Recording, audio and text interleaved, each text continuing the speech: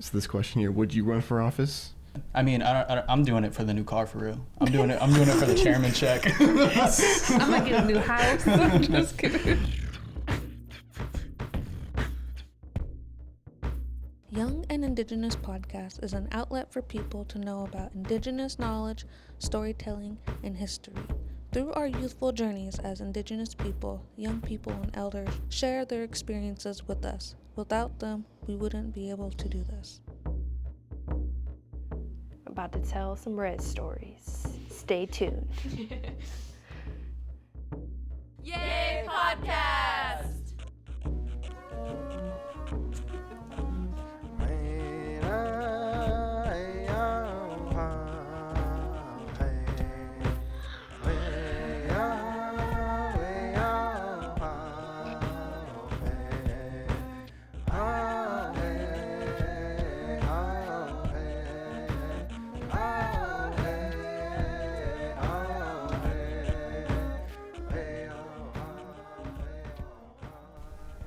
Okay, we'll start with introductions. So, of course, I'm Cyrus James. I grew up in Wenatchee, but I'm a Tulalip member. Hestum Netoya Lakjaharis.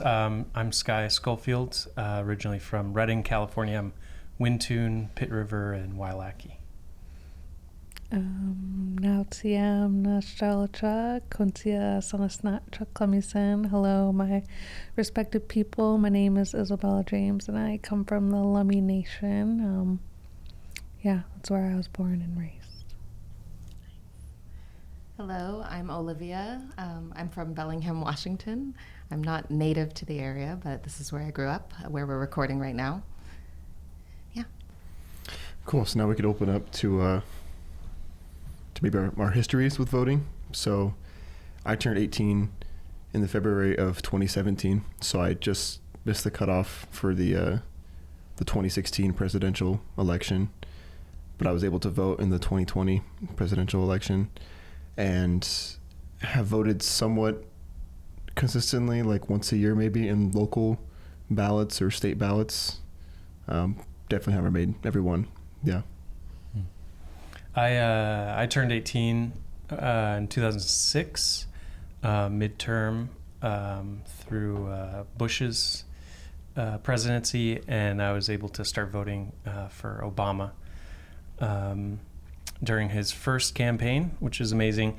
And full honesty, started voting obviously with the presidential election and have been working towards getting more and more involved, voting, being informed for midterm elections and off-year elections, and really getting involved from the federal level and further as learn new ways to do research and get informed on politicians, policies, and initiatives. Let's see. I turned 18 in was it 2013, 2014, one of those years. But I haven't really voted. I think I voted once, but I'm not really educated on all of that, or really paid attention to it till recently, and until people started talking about it and what our future looks like and what we can do for ourselves. So us getting out there for ourselves to vote, but also get others to vote as well, and why it's important to vote. And Awesome. Let's see. I turned 18 like 3 weeks before the 2008 election, before Obama's first election. So I was really excited. I was the only Black person in my class. So I was very expressive over who I was going to be voting for that year. And I voted in every presidential election since then.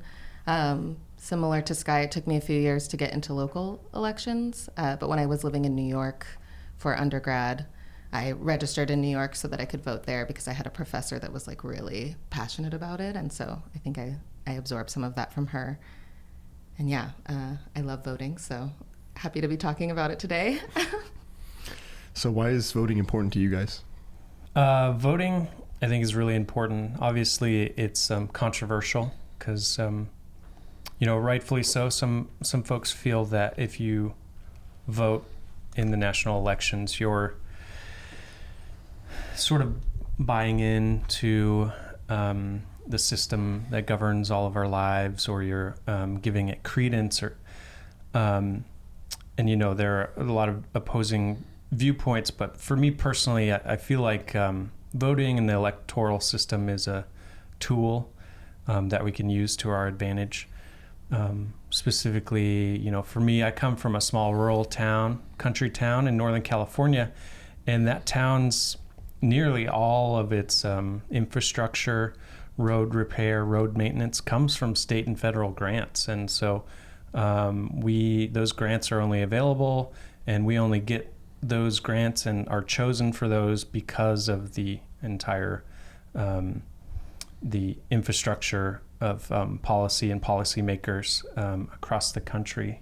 And that goes for healthcare in small towns that can't really afford to hire and maintain good doctors and stuff. Any support services or general welfare of the people in areas that don't have a huge tax base. Voting and the government is a way that money kind of gets infused into those areas. So what the policies are and who the policy makers are that make up all of those policies and programs are determined by your vote. So I like to think about, children and elders and those who need support are supported by your vote. And, there is an idea that there is status quo, that things may or may not change significantly based on who you vote for. But, real damage can be done by policy makers who don't have everyone's interests at heart. Laws can be passed that extract resources from the environment in your community, and benefits can be given to robber baron type companies that want to just come into communities and take. So, finding out who has people's real interests in mind and voting for those people is important. It's not the end of the line, voting and then feeling like everything's going to be taken care of from there. I feel like voting is the starting line, and you get to choose who you're going to be working with or who you're going to be working against. So might as well drop that ballot in and set up the playing field for yourself and your community, and then keep going from there. So that's why I vote, and I think it's important to choose your representatives. You said robber baron type companies. What does that mean? Yeah, robber baron. So like companies that come in and say, I can use a historical example, railroads. Railroad companies used to come in and they make the decision on how a town would be structured, and they can sort of use private sector and public sector, use the government to the community's disadvantage, take land, build their railroads, even though it might pollute a certain area, or now safety is a big issue, and railroads still go through towns, my town in particular, but they don't have safety infrastructure, so people are getting hit by trains quite often. Not to pin anything on any specific example, but that's an example. You can read the Jungle about how large companies and factories used to employ people and have no safety standards, and so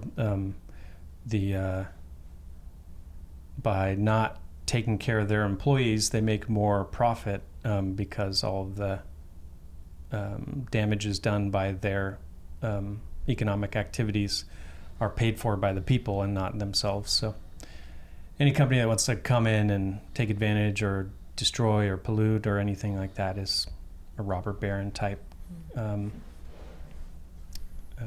entity. I think it's important to vote. I mean, it's a choice for yourself to vote, and it's a choice for like the people that get put into these positions. And I think like our voice, we're able to use our voice by voting for these people to be leaders for the places that they're in. So being knowledgeable about what these people do or what they're doing or what is it that they're working on to help better our communities, but also for you to put the vote in, and also being as young some of us are, I think it's important to get a lot of younger voters in, because it's for us to put our voices out there for our future and what we want in our future. And I think it's important for us to have the voices to put those people into those places so it can better the generations in front of us. And I don't have a lot of knowledge on voting and stuff, but I believe once I start to learn about it more, and as we do learn about it more, I realize how much more important it is for us to be putting ourselves out there for that.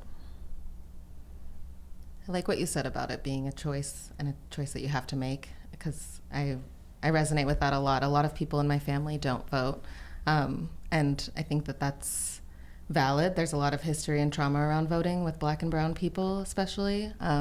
That's in part why I do vote. So like I vote because my ancestors couldn't vote. I vote because I see gerrymandering and segregation still happening at the ballot, and a lot of people's voices aren't able to be documented and heard in elections. And so it's like an opportunity for me to express myself politically, and to advocate for things that I think might better the circumstances of Black and brown people in this country, and queer people and disabled people and everybody that are on the margins.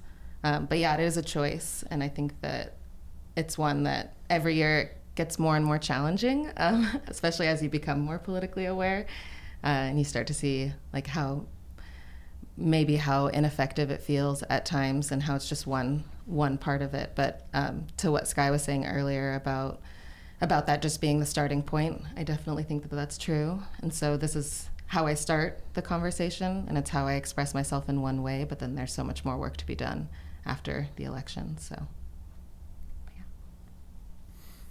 I feel a similar way when I think of the significance of voting. Correct me if I'm wrong, but I think that we Indigenous people have had the right to vote for about 100 years. Mm-hmm. I think that's right. So I think of our ancestors that didn't have the right to vote, and I think of imagine if none of us had the right to vote, and like whoever the politician is in highest power just can not assign whoever he wants or whoever they want below them, and so on and so forth. So it's like, if nothing else, just vote because you can. Because a lot of people didn't get to. Many people around in other political structures don't get to vote. Mm-hmm. So use it as a symbol of power for yourself. Yeah. I'm reminded as we're talking about this, thinking about voting as power. In the last election, we saw some incredible power come out of different areas across the country, like Arizona, where they had a concerted effort. They really put out the native vote in Dene country, and they turned the entire state to a different political party because of the Dene Nation, Navajo Nation standing up and voicing their concerns and choosing someone to vote for. Reminds me a lot of the story elders in my community used to tell about coyotes stealing fire from the Yellow Jackets.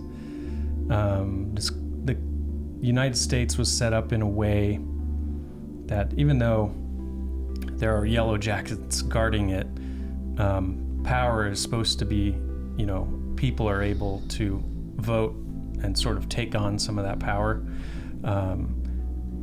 by organizing and voting for individuals. So I kind of feel like voting, especially in this election, is like take that power from the Yellow Jackets, the people that don't want you to have power.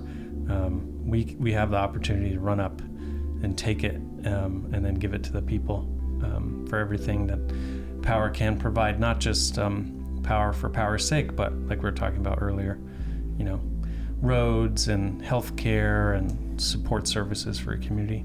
I'm thinking of all those who like think of and talk about like this, like how insignificant your single vote may be. I think it's meant to feel that way. The Electoral College is set up to make you feel that way, which is also the point of like local elections are so important because of that. You know, it might feel like, oh, we're just one drop in a large pond, and the state is going to be this color or that color, so what does it really matter? But there's so much more on the ballot. There's so much more at stake than just the presidential election, although it's important to vote in them all. But yeah. Truly. Yeah, I was thinking of like, if you're a complacent person in terms of voting, and just like think of, you know, there is an initiative in every ballot that is going to affect you, whether you look into it or not. And that initiative, you know, there's someone on the other side of it who is thrilled with your complacence. They thrive on that and they want that. So I feel like maybe that can empower some people to do it. And I wanted to talk about like my process with voting. I have never taken a whole lot of time to do it because I don't really feel like I want to spend hours on hours like looking into each issue and educating myself on it. So generally I'll find a voter's guide that'll have some context on like each issue on the ballot, and like, you know, obviously like they'll tend to align one way or another, but they'll like tell you why and give you more context to like what it's about versus just what's on there. It can be ambiguous what the initiatives are about, and especially when it's people, it's like I don't know who any of these people are. So that's like my process whenever I am filling out a ballot. Yeah, having conversations in your community or looking towards organizations that you trust their opinions can be helpful to look towards what they recommend or suggest or the context they provide. And then when a lot of people are doing that and banding together and voting, similarly, you're building a voting block that politicians really look towards. Once groups of voters that all share similar interests and vote together are identified by, you know, voting in an election and having some sway, a lot of politics is just money and funding, but a lot of it is voting blocks and voting power. So they will start to, you know, try to do things for you because they know that that's how you continue to be a politician is you need to find groups of people that vote together. And so if you're voting together with your community, then your community's priorities will be prioritized. What do you guys think about people who want us to, like you're saying, not vote? How does that make you feel that there are people that would want you to not vote? I think that's crazy. I think so many people are fed up with the status quo, like right now. And if you're feeling that way, then you have to fight against it. But people are leaning on apathy, like, you know, oppressors are leaning on apathy. They're hoping that we'll feel complacent or apathetic towards voting. Should make you feel angry. Mm-hmm. Yeah, it feels sneaky and slimy and insidious. I don't like it. Makes me angry. The word apathy is good. That's like lack of caring, right? Mm-hmm. Yeah. Yeah. It's lack of it's emotional, but it's also physical. Like you can be apathetic physically too. Yeah. Not that matters. Yeah. It probably does. Yeah, I'm thinking there's a lot of people from my hometown that like I went to high school with that I think are in that middle area where like they just don't really care about it. And it makes sense. Like a lot of it probably they don't probably see the effect it has on them. So why should they care? Mm-hmm. Yeah. Well, at this point, Olivia has to run. So thank you for having me. Yeah, thank you for joining this episode. Cool. See ya.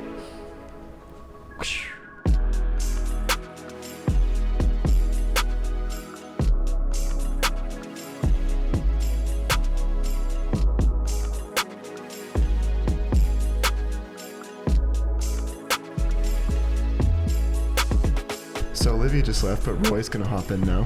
Hi, Roy. Thanks for having me. As many of you all know, I'm Roy Alexander. I'm a member of the Nooksack tribe, and yeah, I'm kind of just the editor and producer out here, and excited to be here. Yeah, we love to have you. So, yeah, maybe you can share your history with voting. I don't vote. You don't vote? No, that's a lie. Yeah, okay. I voted Why don't you vote? I voted in the last election, and that one was Hillary and Trump, correct? 2016? No, 2020 was 2020 was Biden the Trump. That one was Biden and Trump. Yeah. Okay, yeah. I think didn't I vote in did. the Hillary one, but I definitely voted in the Biden one. But yeah, so I voted there. Honestly, I don't really know too much about like local election-y stuff. I do vote in tribal elections. I don't know if you guys vote in tribal elections at all, but that's something that I definitely take very seriously. It's our community, and it's what's closest to us, and it's what directly affects us, I think, as tribal members. And yeah, I mean, like, you've seen A Bug's Life, right? You let one ant stand up to us, then they all might stand up.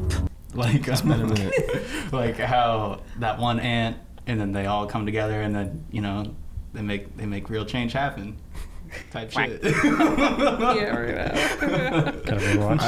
I believe you. I believe you. Yeah, y'all vote in the tribal elections or no?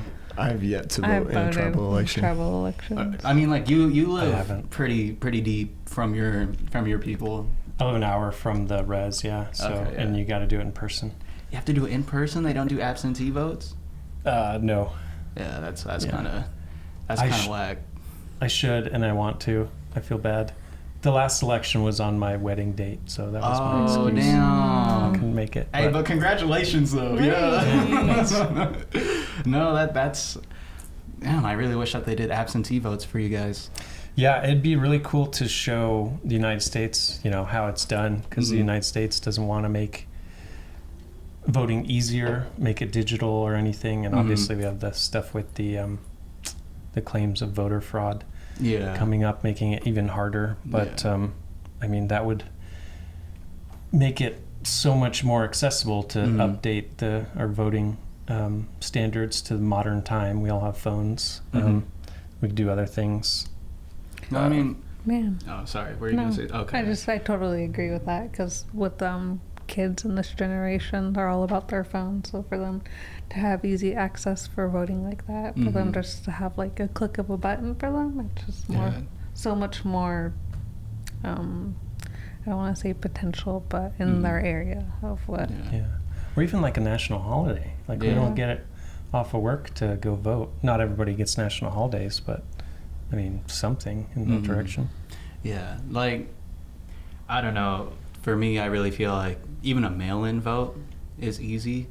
Like, you could mail in the vote for like the presidential election, right? You can do that. I think that's what I did. No, I went there and dropped off the ballot. That's what I did. Or is that still mailing in your vote? It could be a mail-in. It ballot, was yeah, it was a ballot box. that you can drop off. Yeah. Yeah. Yeah. Okay, so that is mailing in then. Yeah. Oh, okay, cool. So We're I'm just lucky. wrong. Okay, cool. We're lucky over here because we have those options Mhm. that you can do it any number Yeah. of way you're talking about. You can mail it in or Mhm. drop it off, but not every state has that option to do Mhm. mail-in ballots. What would you say to someone who's like in one of those states where you don't have the accessibility to vote like that? Like, how would you recommend they get out there and vote? Like, how would you encourage that? I'd take some inspiration from Warren Lyons, and what he says sometimes is to get in the face of your leaders and tell them what's what. Mhm. And if that's what you feel like in your community would be helpful, which I feel like it would be for everyone, more accessibility for voting. We have such a low turnout nationally, Mhm. like something like only 1/3 of the whole country votes out of all the people that are old enough to vote. So whenever there's a president elected, it's not like the country has spoken. It's like this very small sliver of the country has voted and made their priorities apparent. So yeah, get in the face of your leaders. Participating in local elections is important, and really the old school thing of writing a letter to your representative still goes a long way. They really, once they get a letter from somebody in their district, they have a right to then say, I'm going to do this because my constituents, the people that voted, the people that I represent want this.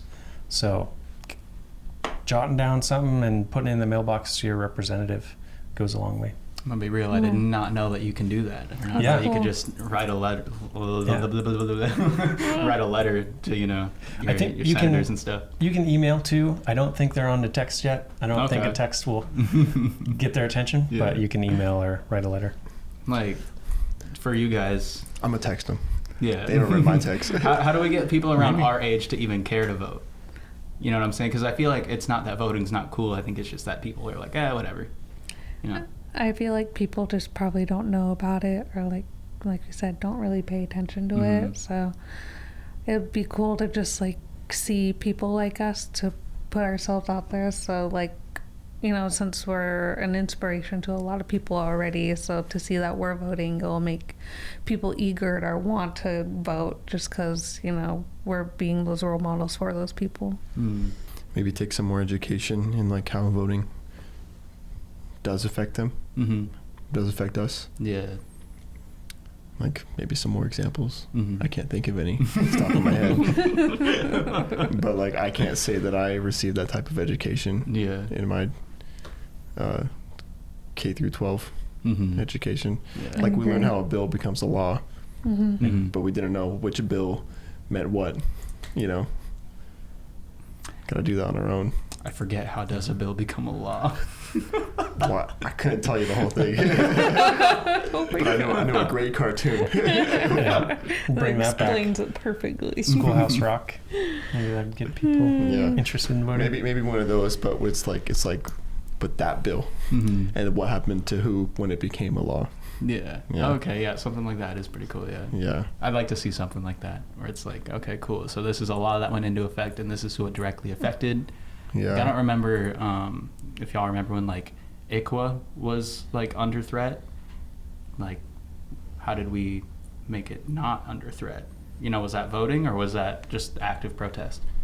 Yeah, and maybe it takes some dreaming. It's like, what kind of world do you want to build, and you can vote for that world. Yeah. Like, what kind of world do you want to see for like your kids and the future of our people? Type shit. Yeah.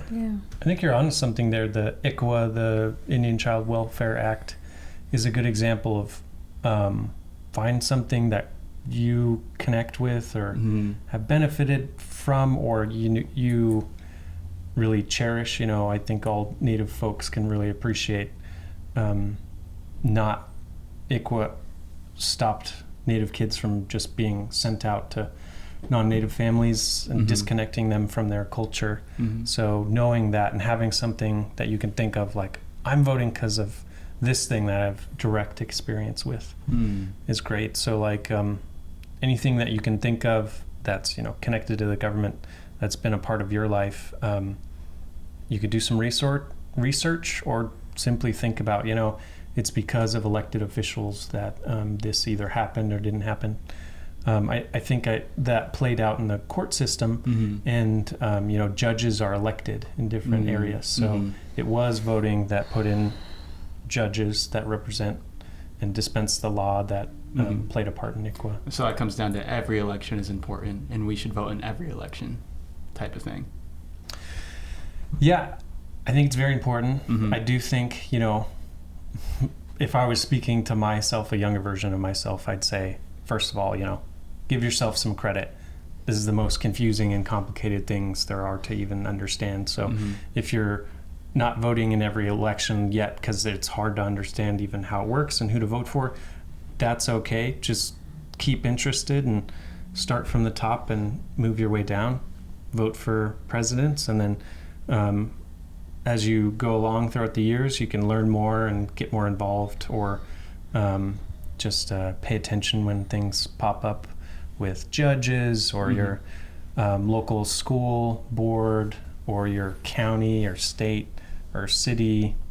All of these things affect your lives. If there's something in your town, like there are too many potholes in my town, I keep blowing up my tires because the streets aren't fixed, that's because of representatives in your town or something complicated, but that is a very easy way to get connected with something and then use that to get interested and learn more.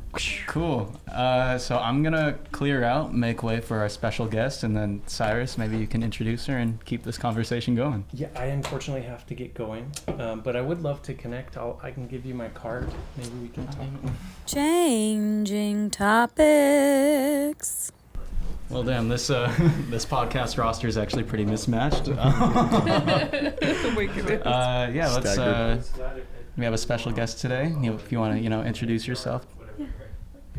Hello, everyone. My name is Nayanike Natontokoe Gorman. I am from Arizona on the Navajo Nation. I am Diné and Cheyenne, and I currently reside here in the Pacific Northwest in Bellingham. Cool. What brings you out to Bellingham? So when I was young, my dad, he's a traditional practitioner. He would travel into the Pacific Northwest and into Canada, helping various individuals and tribes, doing traditional ceremonies and practice. And sometimes during the summer, he would take his children with him, and he would just say that his kids fell in love with the place, and we became acquainted with some of the families here in Lummi, one being my uncle Joel James. I grew up knowing him my whole life, and also Bill Jefferson and his daughters, who I consider my sisters.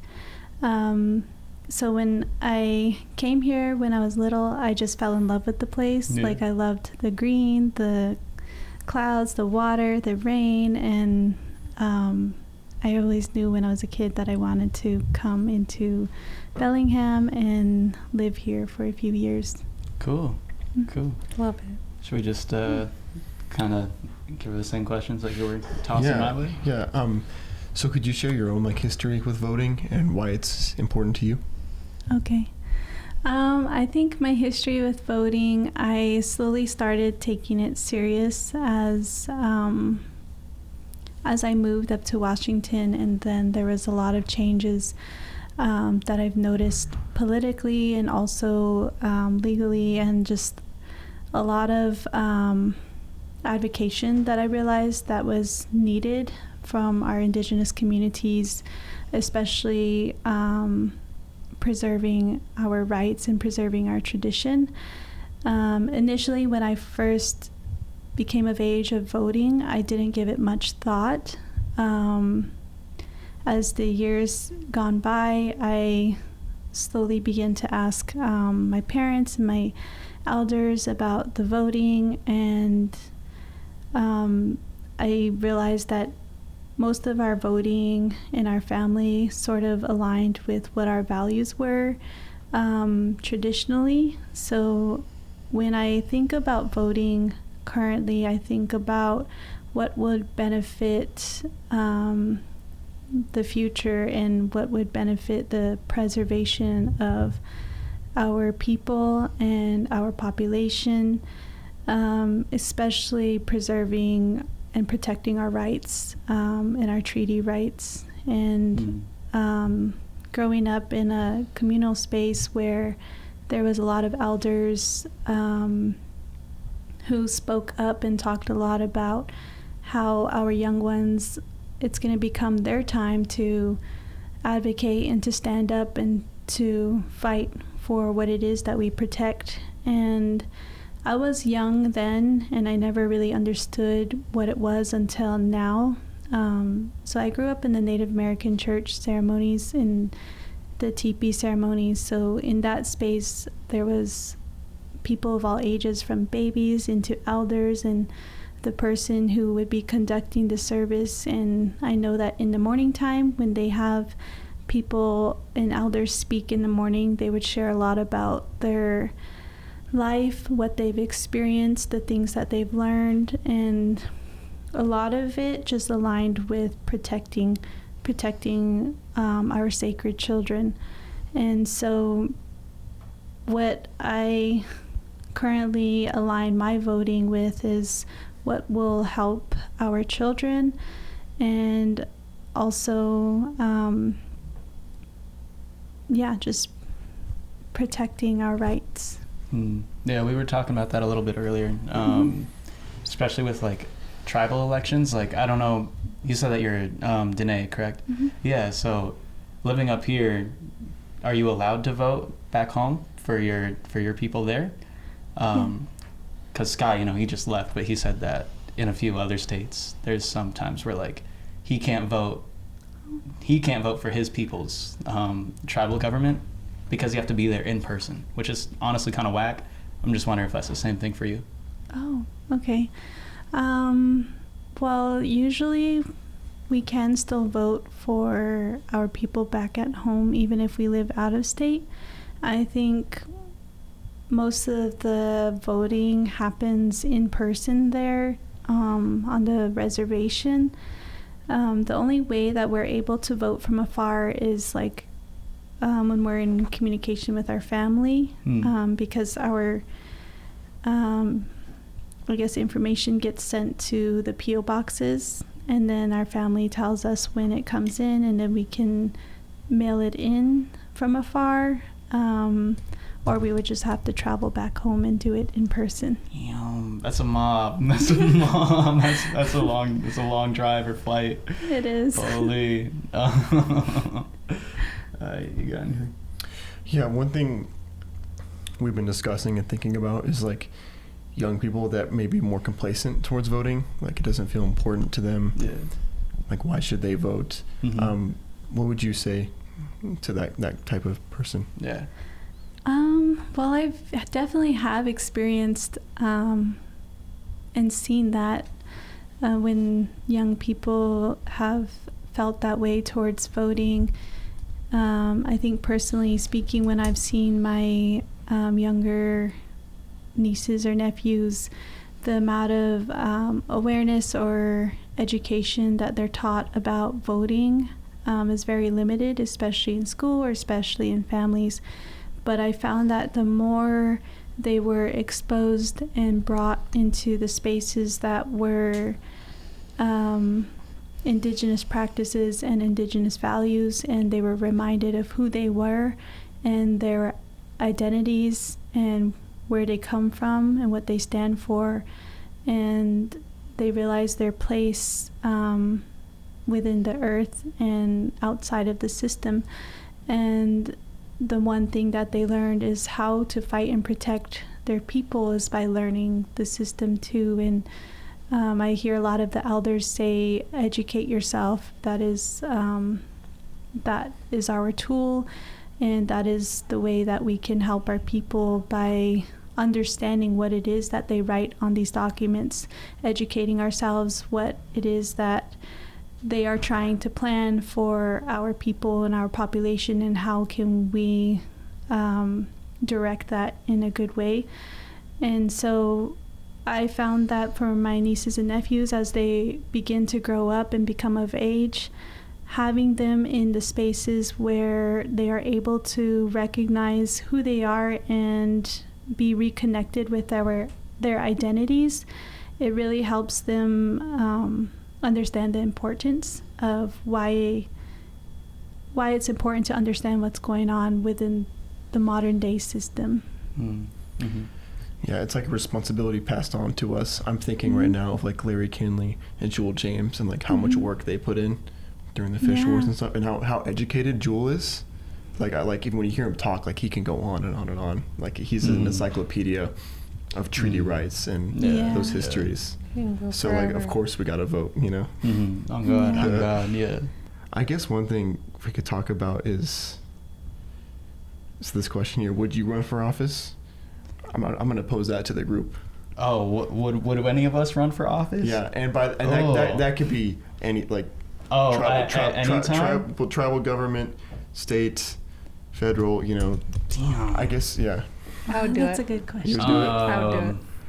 You would do it? Yeah. Tribal office or tribal? Just, yeah, okay. I think. And if it leads into that direction, then I would totally do it. Yeah. God, definitely not now. Definitely not now. If I got more knowledgeable and educated and to provide change by listening to the people, I think I would. Yeah. I would want to do it and change it. I want to do it, I mean, in the right way, or if there's ever a right way to do it, but to be able to provide change, because you hear so much within our tribal council and how like some don't get along, and I think it would be just it'd be cool because who we're learning from, like we learn so much from Daryl, so be able for us to learn for what we're learning and what we're doing, to be able to be in those positions in the future. Yeah, for sure. I don't know, I feel like I'd have to like be put in a position where, like you said, like you really don't feel like what's being done isn't really what needs to be done for your community, so you have to like really step in and really believe in yourself and really think like, I could do this. I could do that. I mean, I'm doing it for the new car for real. I'm doing it for the chairman check. I'm gonna get a new house. I'm just kidding. What about you? I think if the situation calls for it, like, I mean, I think it calls for it every time, but that is a very tough position to be put in. I think most of the things, what I've seen my dad do is stick to the traditional things.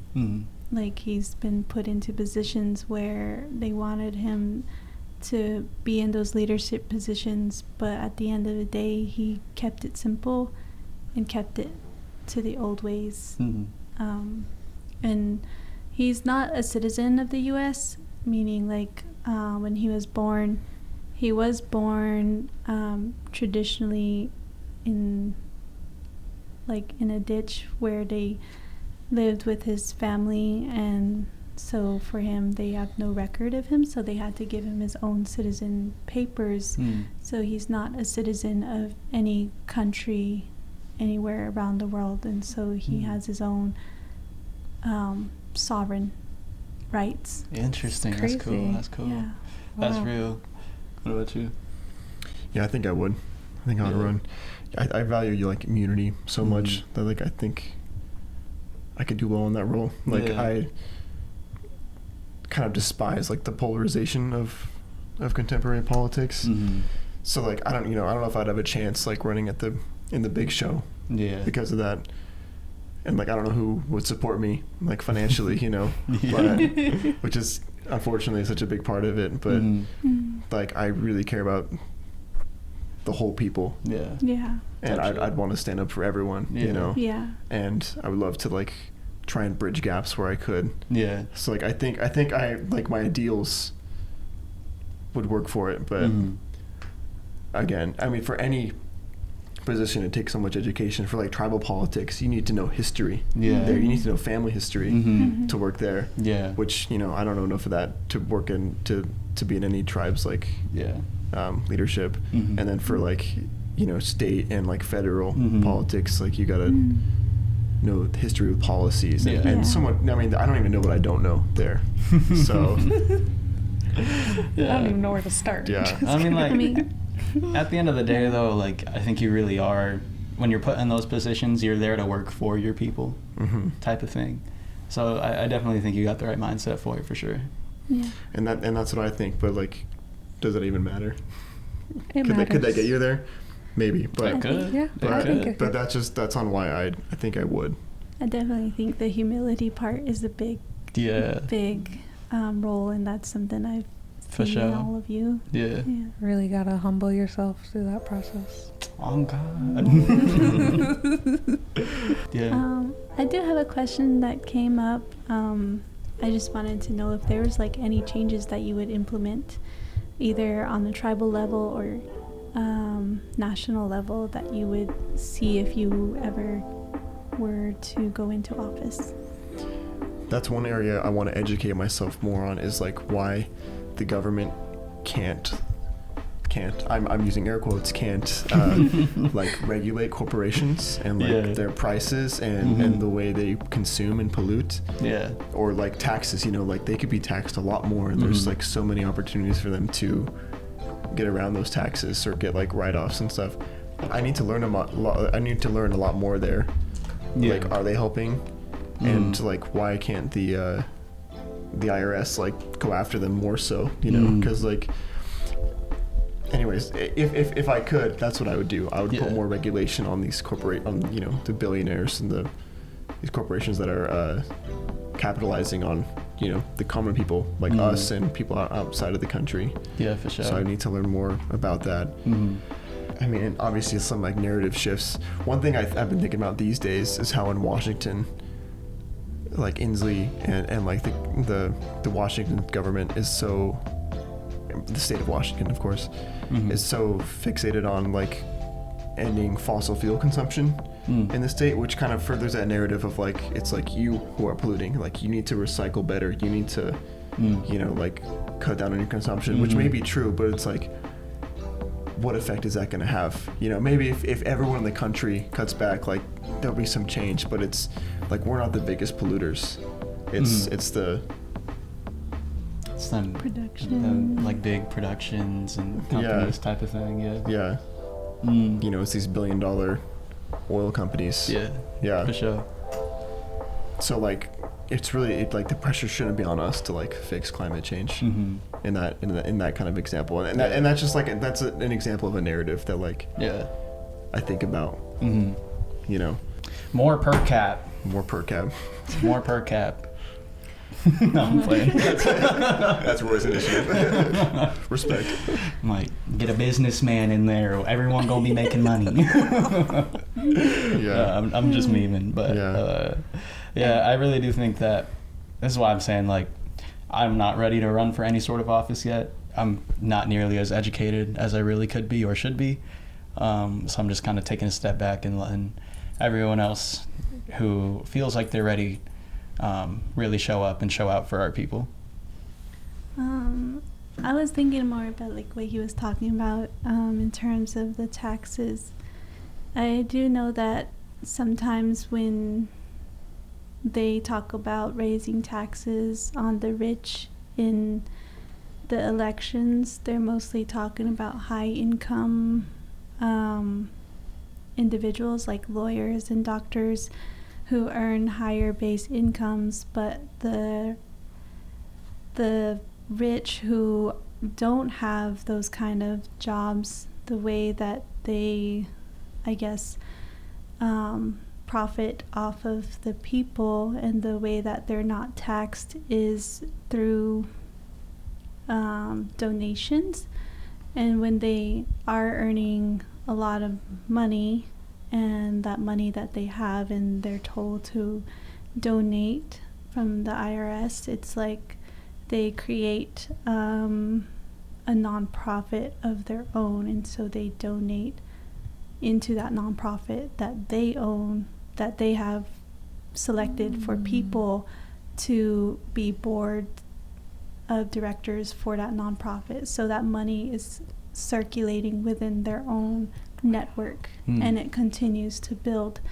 And so when we ask why aren't the rich being taxed, it's they found a loophole through the tax and that's how they're able to not be taxed. And that's how we end up being taxed more, is because of our income and the jobs that we have. But for them, it's how they flow money within their own circle. And so it's just thinking about how can we like create a system that would benefit everybody to especially those who work through that loophole. Wild. Crazy. I think before we close, we always like to ask our special guest one extra question, and that is, do you have a message for other Indigenous youth? Yeah. Be resilient and travel the world, I guess, because you learn a lot from understanding the world. And as natives, we were taught about the world through our creation stories and through our migration and trading with other tribes, and we learned a lot about these customs and especially Mother Earth. And so knowing and seeing other cultures and how they are and how they're still thriving to this day is very inspiring. So I definitely think getting to know the world can help you help yourself and your family too. Cool. With that, you want to close out? Yeah, sure. Yeah, thank you all so much for joining us. Thank you, Nay. And yeah, make sure you go vote, because it matters if you do and it matters if you don't. Cool. Yes. Vote. Later, y'all. Shout out to Sky and Olivia for also being in on this episode. Haishka for listening. Thank you. Haishka. Yeah. Hey, what up, y'all? Thanks for tuning into this week's episode of the podcast. Huge shout out to our special guest, Nana K. Gorman, for being a part of this week's episode. Thank you to our funders, the Initai Foundation and the Paul Allen Foundation. Original music by Roy Alexander, Mark Nichols, Keith Jefferson, and Zach Cohen. And the link to register to vote will be in our description. Haishka for listening. Thanks, y'all.